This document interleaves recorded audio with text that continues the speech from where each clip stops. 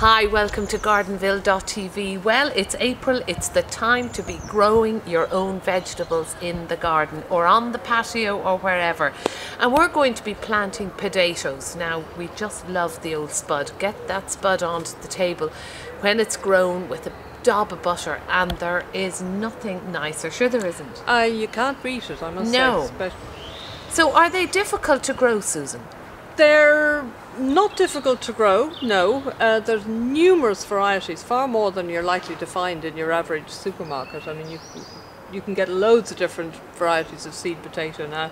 This one we're doing is a main crop. It's Desiree, pink-skinned, heavy cropper, and slightly drought resistant. As this soil is quite light here, although there's plenty of manure being dug in here beforehand, because that's what potatoes like. You can then use a bit of granular fertilizer as well if you like.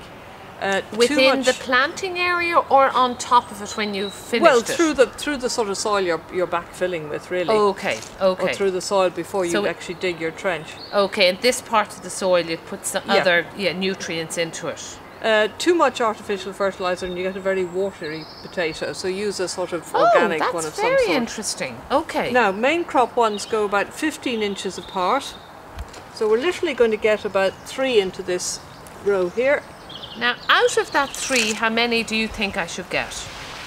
Roughly. Now, it's 6 from each one, or? Oh, I would hope you'd get more than that. Oh, that's fantastic. I mean, if it's very dry weather now, water them. And when you're watering potatoes, don't sprinkle over the top. That encourages blight and things, because you're creating water down at the base of the plant with a hose or a watering can. So when the plant starts to grow, as it starts at the base. to grow. Okay. Now we're going to do these here in a drill. So I'll show you. I'll get the spade. Can you pass me the spade? I can. Can I just ask you something before we go into that? Just with regards to the actual placing the potato into the area, is there a certain way of doing that, or can you put it on its side or whatever? Well, you can put it on its side if you like, yeah. I mean, I used to plant spuds with my dad on the farm when I was small, and you literally sat on this thing and you dropped a potato down a chute every time a bell rang, so there was no knowing what way up it landed. Oh, so that's gas. Okay, so we have them in, so what next? So I'm going to fill in the trench. Fill in like that. And then what we're going to do is we're going to create, dig a bit here, create a ridge over them so as they're well covered. Is the famous, now why do we do this? Now if we're sort of creating a pile up, isn't it? Yes, it's a sort of, so why do you do that, Susan? You do that so as the potatoes, when they grow, the potatoes want to get to the surface. Yeah. And if they do, if the tubers come to the surface, they get sunburned, they go green, and then you can't eat them. They're horrible. Okay, right. So you earth them up. And earthing them up gets them to want to reach to the sky, you get more potatoes for starters. Right. So there's your... That's brilliant. You make it look so easy, earthing up even. Now you'd have a good 2 feet at least before you'd put in the next one. Before you'd plant the next? The next one. So your next one would be here somewhere.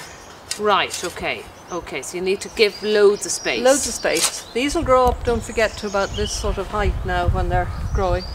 Okay. And with a main crop variety, you're looking out for blight and things later. Oh, the dreaded. And of course there are clips at Gardenville about potato blight, the problems, how you feed the potatoes, everything. We've done a lot on potatoes already. The weather forecast tends to give you a blight warning when the conditions are ripe for blight. They'll let you know, or you look up the weather website and it'll tell you if there's a blight warning. Well, I'm not going to get potato blight. That's the bottom answer to that.